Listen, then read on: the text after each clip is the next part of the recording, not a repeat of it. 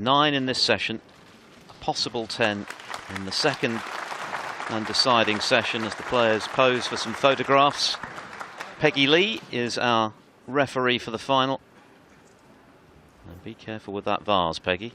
I suspect it's worth a few bob. It is a big one, you're absolutely right. I was a bit worried for it, actually. Rather precariously perched on the edge of the table.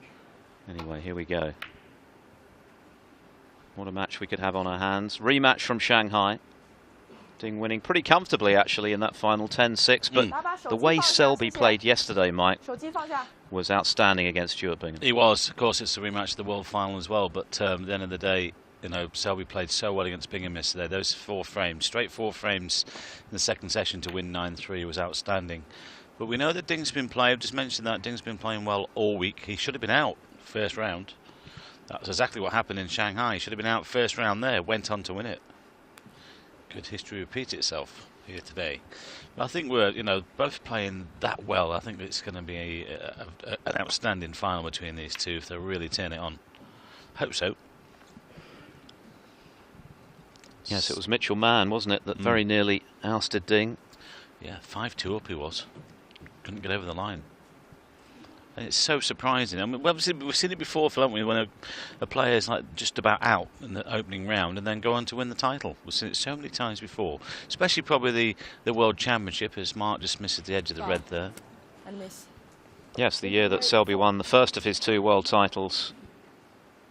He just about got past Michael White in the first round at the Crucible, winning 10-9. And the rest is history. Now, a multiple world champion Selby and a runaway world #1. He's currently 222,000 ranking points above his nearest rival Bingham.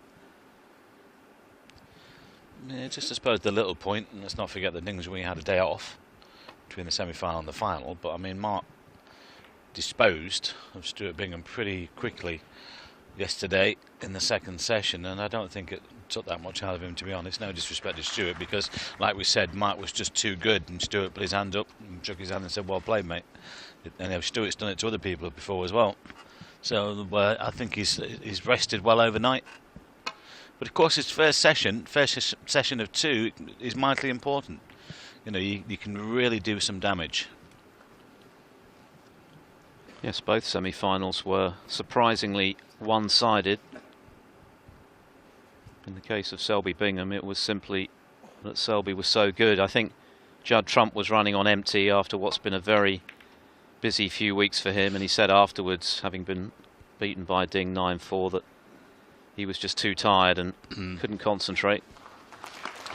Well, the Invitational event starts on Tuesday, of course, so all the lads who are involved in that will probably be there by now. These two probably have their matches held over for a day.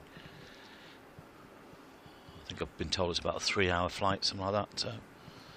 But yes, this it'll be interesting next week. But just a matter of a little check for £125,000 today. These boys are playing for £60,000, already guaranteed 65. Terrific safety from Ding, getting Selby tight to the baulk cushion.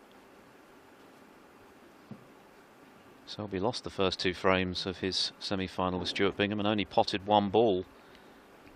But after that, he was immaculate, winning 9 of the next 10.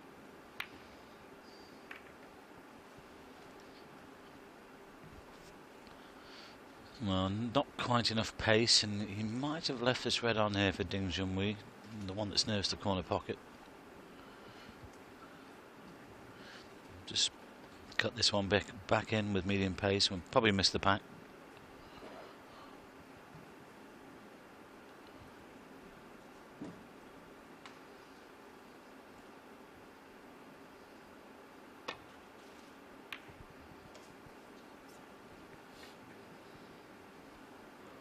There's always been the weight of expectation for Ding Junhui, especially in China, Phil, but of course he won Shanghai a few weeks ago. But I don't think he's put any pressure on himself. He's taken it. I think Terry Griffiths has done a great job with him, just in as much so, well, listen, whatever happens, happens. Just go out there, give it your best, that's all you can do. And I think once he gets that first world title, like Judd, I think they'll win 2 or 3, possibly 4. But I think he just wants to go out there. He looks like he's enjoying himself again, that's the thing. A couple of years ago, he looked like he was really under pressure to do well, but of course winning those 5 tournaments in one season, that just showed you, he proved to everybody what a classy player he was. So is this guy. Yes, I think Ding has coped admirably with the weight of expectation that you describe, and he's matured as a player, much tougher now mentally, I think, in the big matches than he was a few years ago. He's now in his 30th year, so no spring chicken anymore, Ding. That's gone wrong. Good red, but now snookered and in a bit of bother.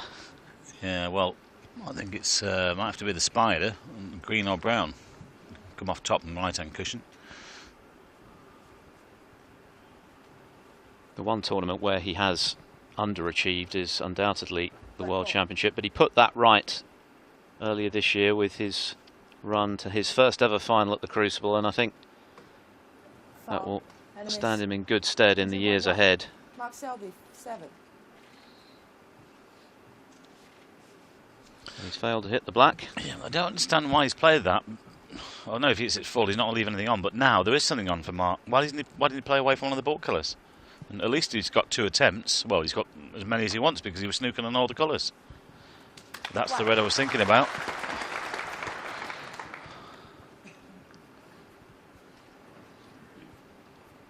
Brown to the middle.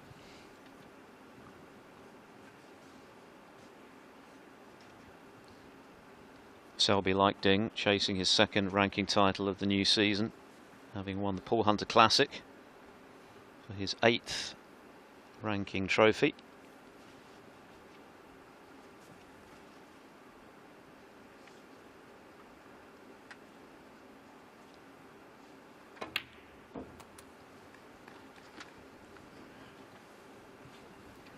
It's a really busy period for these boys, Phil, isn't it? You know, there's the Invitational next week, the Champion of Champions, Northern Ireland Trophy, straight into the UK.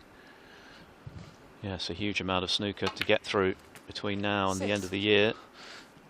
And I suppose that's when you do get the opportunities to, you know, try and take as much time off as you can. Not, you know, you're still practicing whatever, but you know, he's not in the heat of battle, is it?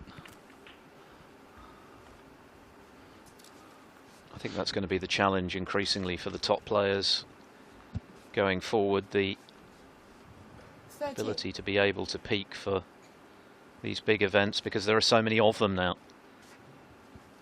And it is a mentally demanding sport.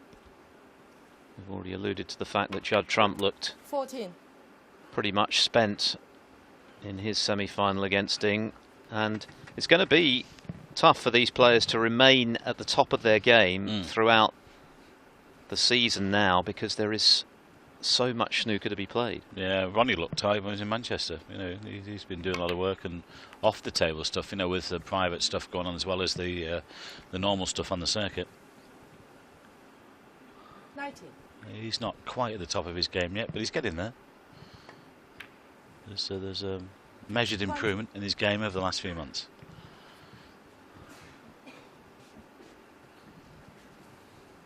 But isn't it nice to have the choice? 4 or 5 years ago, these boys didn't have the choice. Well, the earning potential now is astronomical, really. Selby banked in excess of £500,000 last season alone. 27. The World Championship prize money is rising dramatically in the coming seasons. It's already at a record £330,000.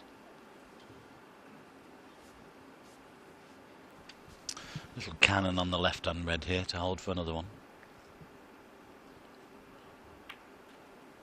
Well, in the second session yesterday against Stuart Bingham, and he was clinical in these situations. 35. Hardly missed a ball. One of his best performances. And Bingham acknowledged that 36. after the match. He said, well, Mark just played fantastically well. That's why he's world champion, world #1. I just have to hold my hands up and say, well done, he was too good. And that was very much the case. Bingham didn't do a lot wrong. He was just kept off the table by the quality of Selby's snooker. 43.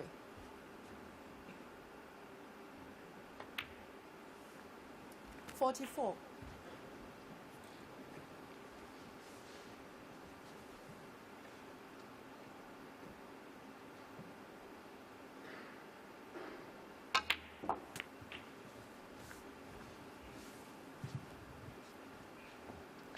Oh, he's going to have to get into them after this one. 51. There's nothing there. So a good angle on the black needed. 52. Well, that's perfect. We saw a shot that he played yesterday where he just drove the cue ball through the reds. Similar thing here, just arcing the cue ball.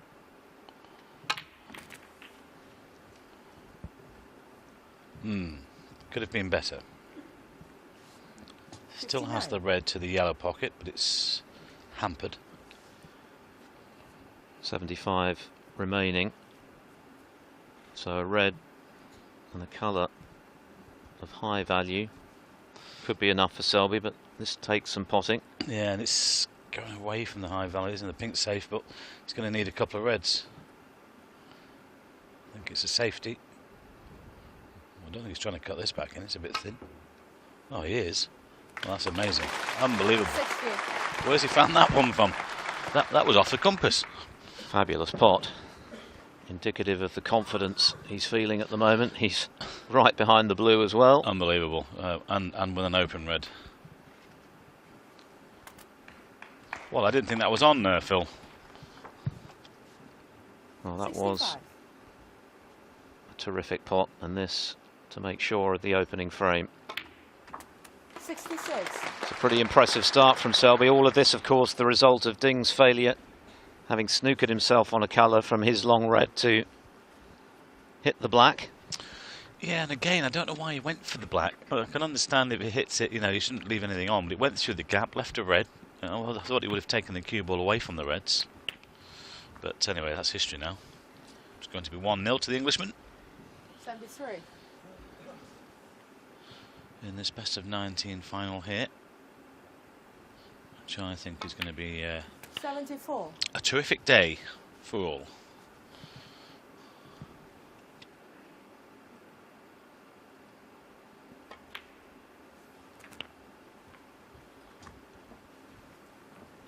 Both Ding and Selby members of that very elite and 81. exclusive club to have made in excess of 400 career centuries. Selby 5th on the all-time list, 82. Ding 6th. And this would be the 430th if he can complete it.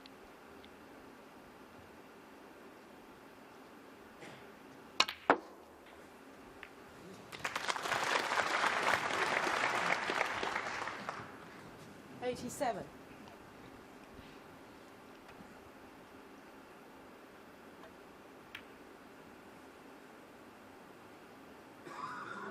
Mark Selby, 87. Just stayed out. But 87 will do nicely to start the International Championship final for Mark Selby. He's looking clinical again. He leads Junhui 1-0.